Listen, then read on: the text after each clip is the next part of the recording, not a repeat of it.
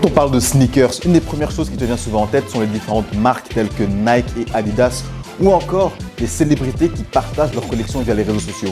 Mais il faut que tu saches que le monde des sneakers ne se limite pas à ça.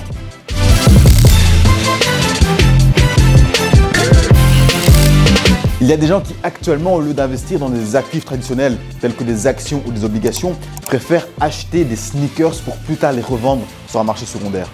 Au jour d'aujourd'hui, les sneakers sont plus vus comme des actions dans lesquelles on peut investir plutôt que de simples chaussures à porter. Et d'ailleurs, des experts ont prédit que le marché des sneakers pourrait atteindre 6 milliards de dollars d'ici 2025. Mais actuellement, pourquoi y a-t-il une telle hype autour de simples paires de baskets? Les sneakers sont partout et des milliards de paires sont fabriquées chaque année. Et les plus grandes marques génèrent même des revenus qui dépassent le PIB de certains pays. Mais comment se fait-il que des paires de baskets génèrent de tels revenus? Tout commença à la fin du 19e siècle où des nouveaux sports tels que le tennis nécessitaient d'avoir des chaussures adéquates pour ne pas abîmer le terrain. Et peu après, c'est là qu'on a vu l'apparition des premières marques de sneakers. Deux frères allemands, Adi et Rudolf Dassler, ont décidé en 1920 de collaborer pour fabriquer une paire de chaussures d'athlétisme. Les frères Dassler ont capitalisé sur une chose très bien connue actuellement, l'influenceur marketing. Pour que les gens puissent porter tes chaussures, quoi de mieux que de faire en sorte qu'une célébrité les porte? Et à l'époque, cette personne était l'athlète afro-américain Jesse Owens. Cet athlète noir a participé aux Jeux Olympiques de Berlin en 1936 en pleine occupation nazie. Et les deux frères qui d'ailleurs avaient rejoint le parti nazi à cette époque ont tout de même décidé d'approcher l'athlète. Et finalement, leur coup de poker finit par payer lorsque Jesse Owens a remporté non pas une ni deux, mais 4 médailles d'or olympiques. Et voilà un homme noir se tenant fièrement sur le podium en plein cœur de l'Allemagne nazie. Mais surtout en portant les chaussures des deux frères Dassler. Nike a vendu un grand nombre de chaussures lors du running boom des années 70. Mais lorsque Nike a décidé d'aller beaucoup plus loin que des simples chaussures de running, il leur fallait quelque chose de spécial. Et cette chose, ils l'ont trouvé dans la légende du basketball, Michael Jordan. Le partenariat entre Nike et Jordan a eu un énorme succès. Plus de 100 millions de dollars ont été générés les 12 premiers mois, jusqu'à atteindre 3,6 milliards de dollars en 2020. Mais les athlètes ne sont pas les seules personnes qui nous inspirent à porter des sneakers. Dans les années 80, le groupe de hip-hop Run DMC a signé un contrat avec Adidas.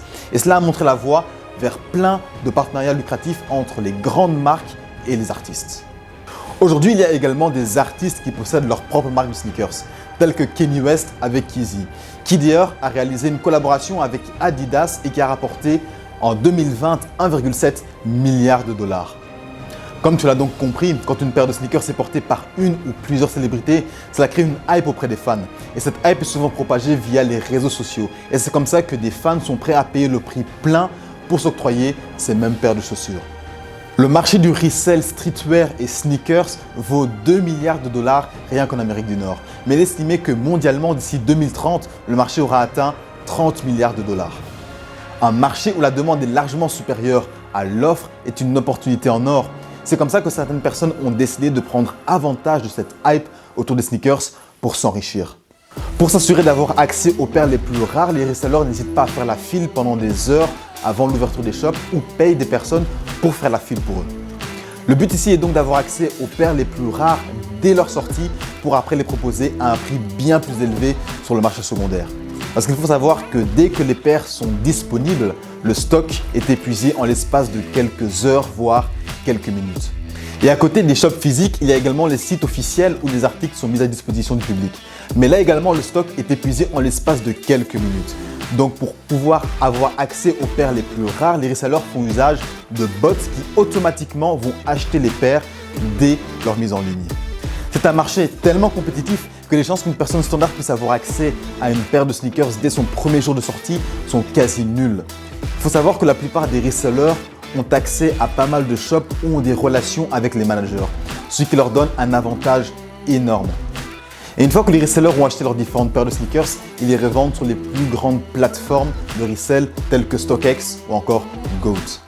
Tout le monde s'arrache pour avoir accès à la nouvelle paire du Yeezy ou à la nouvelle collab. C'est un marché qui ne cesse de grandir mais qui est surtout dicté par ses fans qui sont prêts à payer le prix plein pour avoir la paire de sneakers. Et comme dit précédemment, le marché du streetwear et des sneakers pourrait potentiellement en 2030 atteindre 30 milliards de dollars globalement. Ceci nous amène à la fin de ce super reportage. Si tu as aimé, n'hésite pas à laisser un petit pouce bleu et aussi à t'abonner pour rester au courant de tout le contenu qui va suivre par la suite. Sur ce, le devoir m'appelle. Ciao.